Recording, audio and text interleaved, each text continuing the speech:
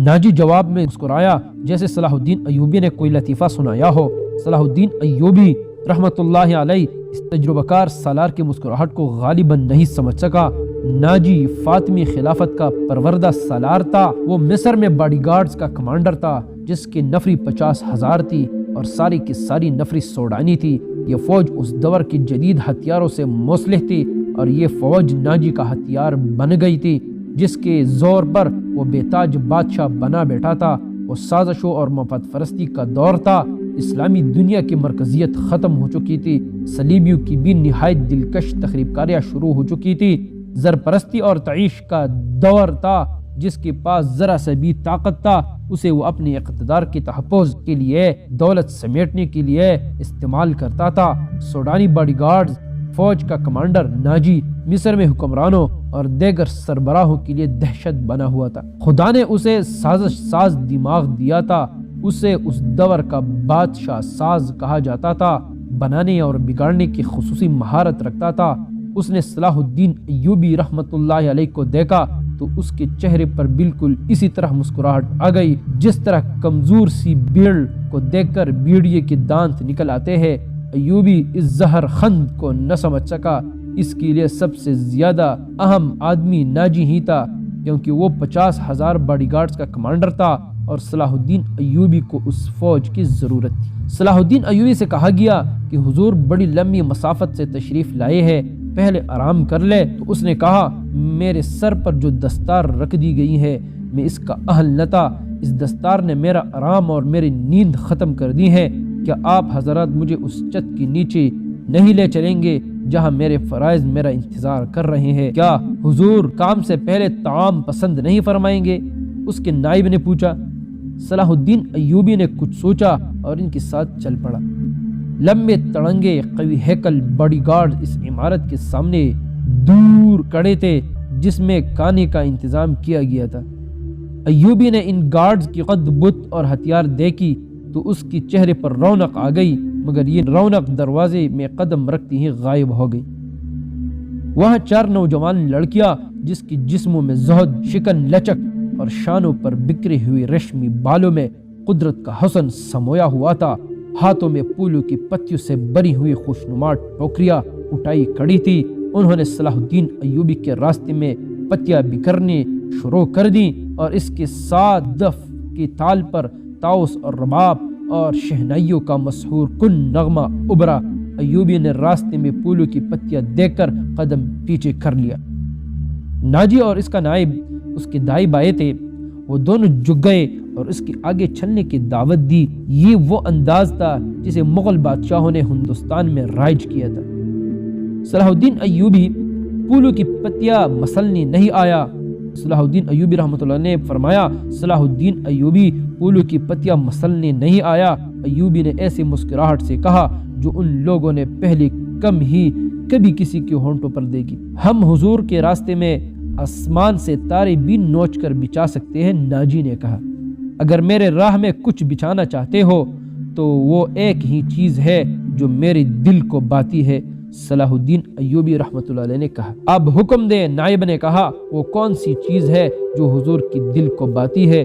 صلیبیوں کی لاشیں، صلاح الدین ایوبی رحمۃ اللہ علیہ نے مسکراہٹ کر کے کہا، مگر فوراً ہی اس کی مسکراہٹ غائب ہوگی۔ اس کی آنکھوں سے شعلے نکلنے لگے۔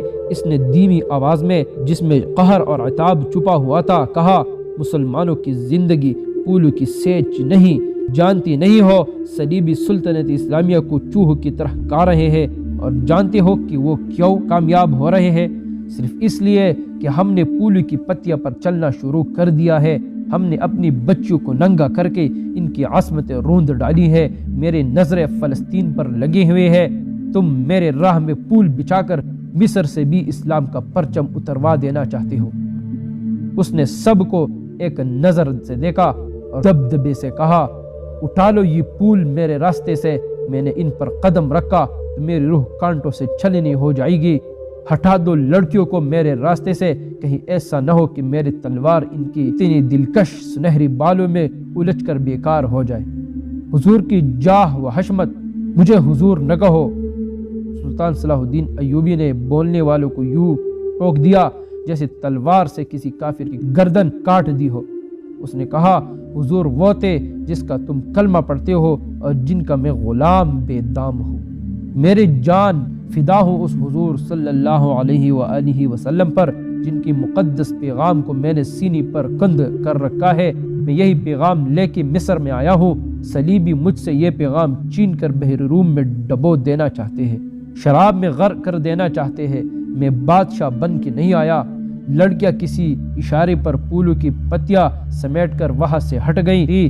صلاح الدین ایوبی تیزی سے دروازے کے اندر چلا گیا۔ ایک وسیع کمرہ تھا، اس میں ایک لمبی میز رکھے ہوئے تھے جس پر رنگ برنگ پھول بکھرے ہوئے تھے اور ان کے درمیان روسٹ کی ہوئی بکروں کے بڑے بڑے ٹکڑے، سالم مرغ اور جانے کیسے کیسے کانے سجے ہوئے تھے۔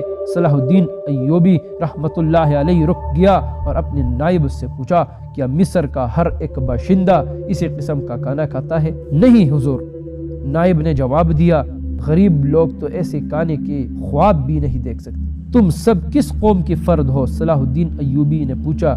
کیا ان لوگوں کی قوم الگ ہے جو ایسے کانوں کے خواب بھی نہیں دیکھ سکتی؟ کسی طرف سے کوئی جواب نہ پا کر اس نے کہا اس جگہ جس قدر ملازم ہے اور یہاں جتنی سپاہی ڈیوٹی پر ہے ان سب کو اندر بلاؤ، یہ کانا انہیں کھلا دو۔ اس نے لپک کر ایک روٹی اٹھائی، اس پر 2-3 بوٹیاں رکھی اور کڑی کڑی کھانے لگا۔ نہایت تیزی سے پوری روٹی کھا کر پانی پیا اور باڈی گارڈز کے کمانڈر ناجی کو ساتھ لے کر اس کمرے میں چلا گیا جو وائسرائی کا دفتر تھا۔ 2 گھنٹے بعد ناجی باہر نکلا، دوڑ کر اپنی گھوڑے پر سوار ہوا، ایڑ لگائی اور نظروں سے اوجھل ہو گیا۔ رات ناجی کے خاص کمرے میں اس کی 2 کمانڈر جو اس کے معتمد اور ہمراز تھے اس کے پاس بیٹھے شراب پی رہے تھے۔ ناجی نے کہا جوانی کا جوش ہے، تھوڑی دن میں ٹھنڈا کر دوں گا۔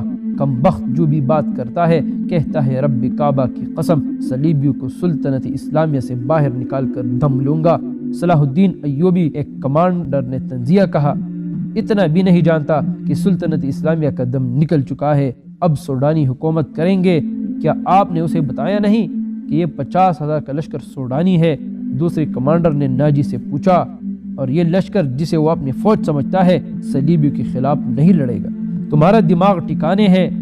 ناجی نے کہا، میں اسے یہ یقین دلا آیا ہوں کہ یہ 50,000 سوڈانی شیر اس کے اشارے پر صلیبیوں کے پر خچے اڑا دیں گے۔ لیکن ناجی چپ ہو کر سوچ میں پڑ گیا۔ لیکن کیا اس نے مجھے حکم دیا کہ مصر کے باشندوں کی ایک فوج تیار کرو؟ ناجی نے کہا، اس نے کہا ہے کہ ایک ہی ملک کی فوج مناسب نہیں ہوتی، وہ مصر کے لوگوں کو بھرتی کر کے ہماری فوج میں شامل کرنا چاہتا ہے۔ تو آپ نے جواب کیا دیا؟ میں نے کہا کہ آپ کی حکم کی تعمیل ہوں گی۔ ناجی نے جواب دیا۔ میرے محترم بھائیو ناظرین کرام، باقی آگے انشاءاللہ سنیں گے اور آپ لوگوں کو پہنچائیں گے۔